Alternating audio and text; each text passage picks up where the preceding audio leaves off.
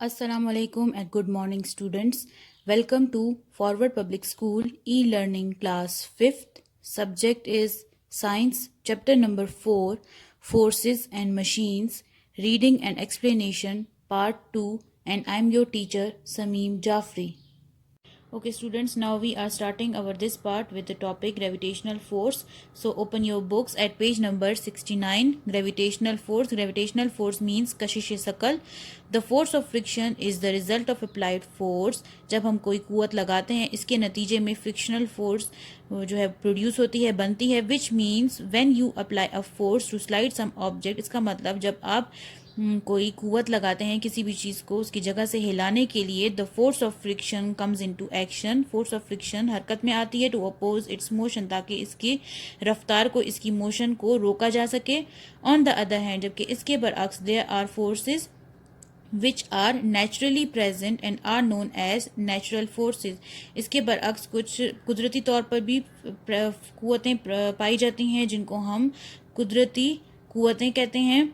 One of the four natural forces is force of gravity. चार मुख्तलिफ किस्म की कुदरती कुवतों में से एक कुवत ग्रेविटी की कुवत कहलाती है. It is mysterious. ये एक पुरस्कार कुवत है. Now you can see the figure number 6.4. Examples of gravitational force. आप ग्रेविटेशनल फोर्स की एग्जाम्पल को देख सकते हैं. जब आप किसी भी ऊंचाई से छलांग लगाते हैं तो बजाय से कि आप हवा में मुहलक हो जाएं, नीचे ज़मीन की तरफ गिरते हैं. क्यों? क्योंकि फोर्स ऑफ ग्रेविटी आपको अपनी तरफ खींचती है, ज़मीन की कशिश आपको अपनी तरफ खींचती है और आप नीचे की तरफ खींचे चले जाते हैं. Now turn to page number 70. Force that makes everything fall down towards the earth. एक मिस्टेरियस मीन्स पुरस्कार फोर्स है ग्रेविटी की फोर्स, जो कि हर चीज़ को अर्थ की तरफ, ज़मीन की तरफ गिराती है. अनलाइक मीन्स बरअक्स other forces. Force of gravity is always attractive. Attractive means पुरकशिश या अपनी तरफ खींचने वाली. बरअक्स दूसरी फोर्सेस के जो कुवत है, ग्रेविटी की कुवत हमेशा अट्रैक्टिव होती है, जो अपनी तरफ खींचती है. In simple words, the force of earth on any object due to its mass is called gravity. Gravity means ज़मीन की कशिश. आसान अल्फाज में हम ये कह सकते हैं कि किसी भी चीज़ में मौजूद मैस की वजह से जो ज़मीन उस चीज़ पर कुवत लगाती है उसे ग्रेविटी कहते हैं. The generalize form of gravity is gravitational force. आमतौर पर ग्रेविटी को ग्रेविटेशनल फोर्स कहते हैं. It is the force of attraction between any two objects in the universe due to their masses.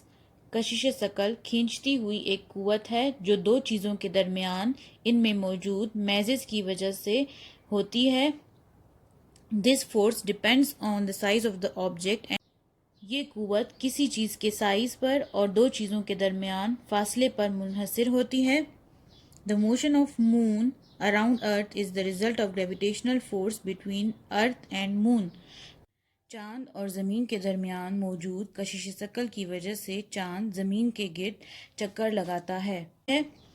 Similarly, the motion of Earth around the Sun is the result of gravitational forces between Sun and Earth. इसी तरह ज़मीन और सूरज के दरमियान कशिश सकल की वजह से ज़मीन सूरज के गिर्द चक्कर लगाती है. The numerical value of this force is calculated by Newton's law of universal gravitation, which you will study in higher classes. अददी लिहाज से इस कुवत को Newton's law of universal gravitation के मुताबिक नापा जाता है, जो कि आप हायर क्लासेस में आगे जाकर पढ़ेंगे. The most visible case of gravity is the falling of objects towards the earth. हर चीज़ का ज़मीन की तरफ गिर जाना ग्रेविटी की सबसे ज़्यादा देखे जाने वाली मिसाल है. The question arises why we do not fall towards moon. सवाल ये पैदा होता है कि हम चांद की तरफ क्यों नहीं गिरते. Does it means that moon is not attracting us. क्या इसका ये मतलब है कि चांद हमें अपनी तरफ खींचता नहीं है. The answer is that attractive force of earth is stronger due to its greater mass than moon. That is why we fall towards. इसका जवाब ये है कि ज़मीन का मैस चांद से ज़्यादा होता है, जिसकी वजह से इसकी कशिश सकल भी चांद से ज़्यादा होती है और इसी वजह से हम ज़मीन की तरफ गिरते हैं. Do you no gravity was first discovered by Isaac Newton in 1686. Gravity force को सबसे पहले आइजैक न्यूटन ने 1686 में दरियाफ्त किया था। Mass and weight. Mass is the amount of matter contained in a body. किसी भी बॉडी में मौजूद, किसी चीज़ में मौजूद मात्रा की मिकदार को mass कहते हैं. It is a constant quantity and does not change with the change of position or location. ये एक constant quantity है और ये जगह या हालत के तब्दील होने से बदलती नहीं है. It is the measurement of how much matter is enclosed in an object. किसी चीज़ में मौजूद मादा की मिकदार को जानकर हम इसके मैज़ को नाप सकते हैं. We can say that it is the combination of total number of particles in an object. हम ये कह सकते हैं कि ये किसी चीज़ में मौजूद तमाम ज़र्रात का मजमुआ है. If the mass of an object is 1 kg on earth surface, it will be 1 kg on the moon surface too, because the amount of matter will remain unchanged. अगर ज़मीन पर किसी चीज़ का मैज़ 1 kg है तो चांद पर भी ये 1 kg ही होगा, क्योंकि मादा की मिकदार तब्दील नहीं हो सकती. Mass is measured in kilogram which is abbreviated का मीन्स मुखफ़फ़ विद kg. मैज़ को हम किलोग्राम में मेजर करते हैं जिसका मुखफ़फ़ kg है. वेट मीन्स वज़न. Weight is the gravitational force of earth on an object. ज़मीन की क़ुव्वत जो किसी चीज़ पर पड़ती है उसका वज़न कहलाती है. This means weight depends on mass of an object because gravity और gravitational force depends on mass. इसका मतलब है कि वज़न किसी चीज़ में मैस की मिकदार पर मुनहसर होती है, क्योंकि ग्रेविटी या ग्रेविटेशनल फोर्स भी मैस पर मुनहसर होते हैं. Unlike mass, weight of the body is variable quantity and changes with the change in position and location. Mass के बरअक्स वज़न एक वेरिएबल क्वांटिटी है, मतलब गैर मुस्तकिल क्वांटिटी है जो कि हालत या जगह के मुताबिक बदलती रहती है. Increasing the distance from earth, the weight of the object reduces. किसी चीज़ को अगर हम ज़मीन से उसका फासला बढ़ा देते हैं तो उसके वज़न में कमी हो जाती है. For example, the weight of 1 kg mass at Earth's surface is 9.81 Newton, while at the surface of Mars it's about 3.5 Newton. मिसाल के तौर पर किसी चीज़ का वज़न ज़मीन पर 9.81 न्यूटन है तो मरीख़ पर इसका वज़न 3.5 न्यूटन तक हो जाता है, मतलब इसका वज़न कम हो जाता है. Weight is measured in Newton, which is abbreviated with N. Weight को न्यूटन में मेजर करते हैं जिसका मुखफ़फ़ n है. Now look at page number 71. Do you know in space means खला where there is no gravity. खला में, स्पेस में जहाँ पर ग्रेविटी नहीं होती, ऑब्जेक्ट्स आर वेटलेस, चीज़ों का वज़न नहीं होता. But mess of an object is constant, मगर उनका मैस वैसे ही कांस्टेंट क्वांटिटी के तौर पे रहता है, मैस उनका वैसा ही रहता है. Balanced and unbalanced forces. Balanced means मुतवाज़न, unbalanced गैर मुतवाज़न. Forces acting on a body can be balanced or unbalanced. क़ुव्वतें जो किसी भी ऑब्जेक्ट के ऊपर, किसी बॉडी के ऊपर पड़ती हैं, या तो ये बैलेंस्ड होती हैं, मुतवाज़न होती हैं, या अनबैलेंस्ड होती हैं, गैर मुतवाज़न होती हैं. Balanced forces are equal. Equal means बराबर. In amount. बैलेंस्ड फोर्सेस जो मुतवाज़न क़ुव्वतें होती हैं वो बराबर होती हैं मिकदार में, but act in opposite directions, मगर मुखालिफ सिमत से असरअंदाज होती हैं. फॉर एग्जाम्पल, मिसाल के तौर पे इन टग ऑफ वॉर रस्साकशी के खेल को कहते हैं. If both sides of the persons exerts equal forces. अगर रस्साकशी के खेल में दोनों साइडों, दोनों तरफ मौजूद जो लोग हैं वो एक ही तरह का इक्वल फोर्स, इक्वल कुव्वत लगाएं, एक्सर्ट करें, no one will be the winner. कोई भी वो गेम, रस्साकशी की गेम नहीं जीत सकता. The reason is that the forces from both sides are balanced. इसकी वजह यह है कि दोनों तरफ से जो कुव्वतें असरअंदाज हो रही हैं वो बैलेंस्ड होती हैं, बराबर होती हैं, and hence cancel each other, और एक दूसरे के असर को ख़त्म कर देती हैं. सो द नेट मीन्स कुल फोर्स बिकम ज़ीरो. तो आखिर में हमारे पास कोई भी फोर्स, ज़ीरो फोर्स रह जाती है. एंड द रोप मीन्स रस्सी, डज नॉट मूव, और रस्सी अपनी जगह से नहीं हिलती, मूव नहीं करती.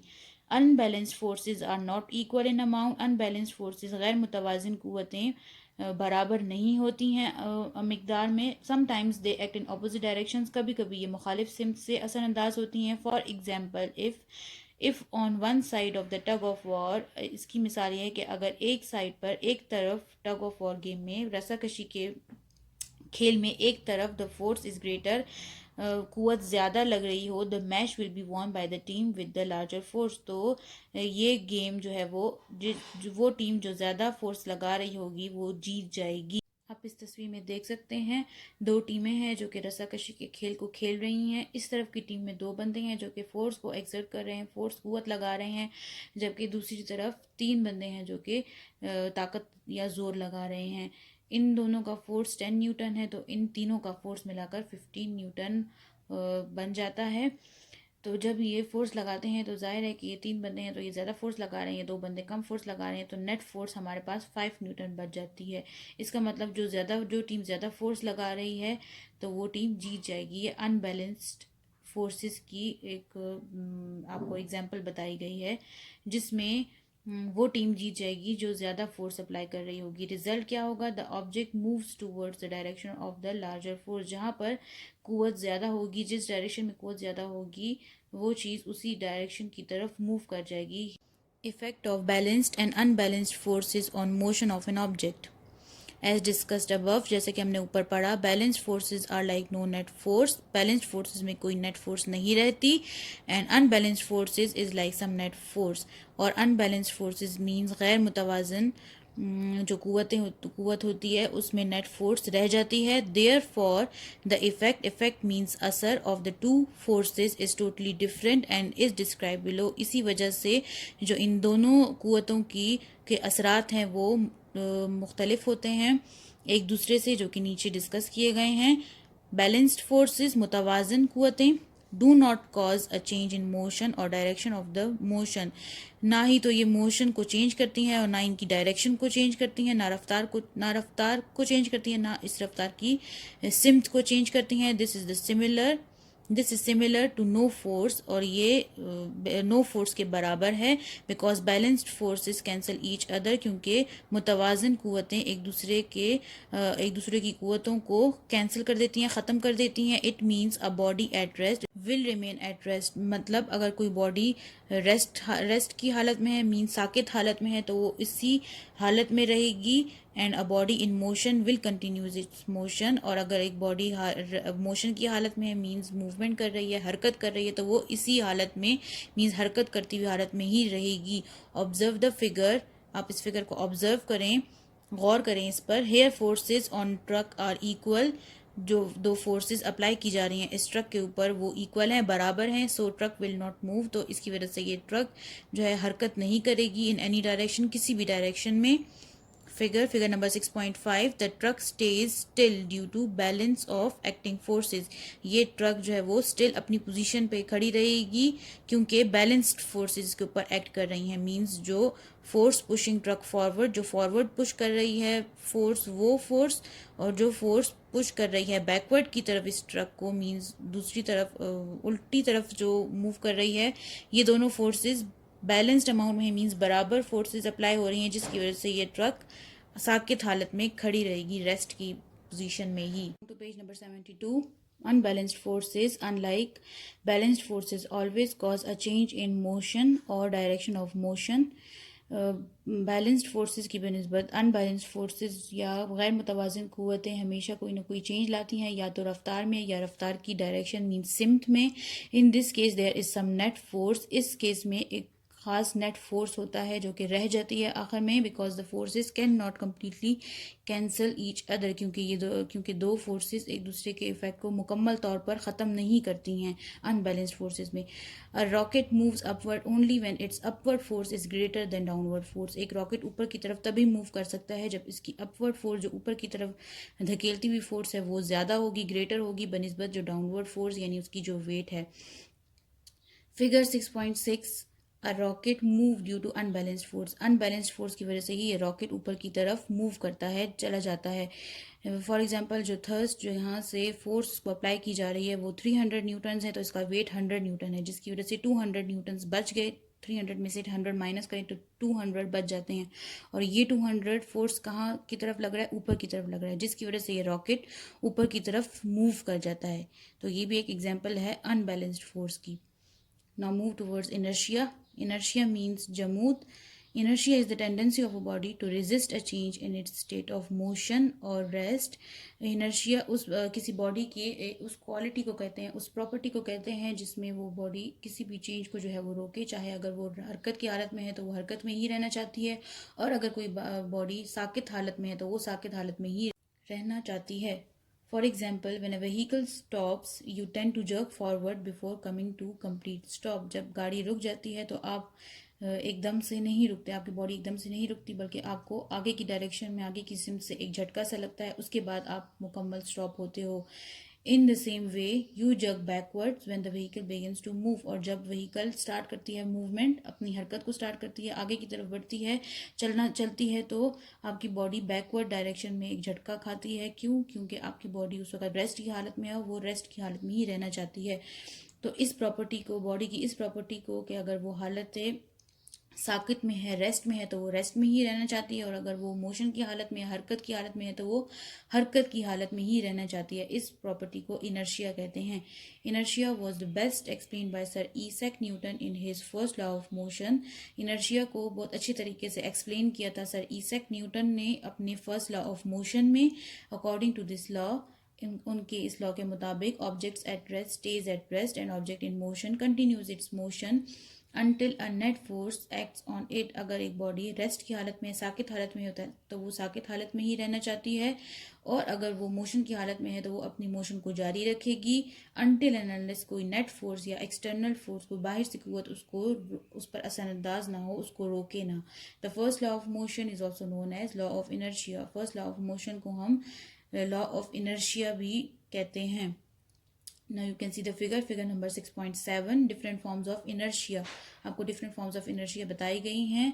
फर्स्ट आपको बताया गया है कि ये ग्लास रेस्ट की हालत में है, तो ये रेस्ट की हालत में ही रहेगा until and unless अगर हम इस पर कोई एक्सटर्नल फोर्स अप्लाई ना कर दें, कोई बाहर की कुव्वत इस पर अप्लाई ना हो जाए, तो ये रेस्ट की हालत में ही रहेगा. इसी तरह ये कार है, तो ये अगर ये मोशन कर रही है तो ये मोशन में ही रहेगी अनलेस एंड अनटिल अगर हम इस पर ब्रेक्स ना अप्लाई करें, या कोई बैरियर या कोई रुकावट इसके सामने ना आ जाए, तो ये रुक जाएगी, वरना ये अपनी उसी हालत में बरकरार रहेगी. तो किसी भी बॉडी के इस टेंडेंसी को जमूद या इनर्शिया कहते हैं.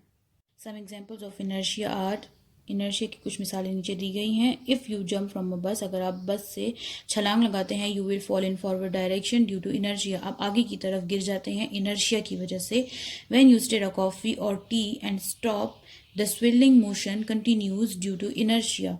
अगर आप कॉफ़ी या टी में डिस्टर्बेंस प्रोड्यूस करते हैं और उसके बाद उस डिस्टर्बेंस को स्टॉप भी कर देते हैं, फिर भी स्विलिंग मोशन रहती है, उसमें कंटिन्यूज रहती है, जारी रहती है इनर्शिया की वजह से.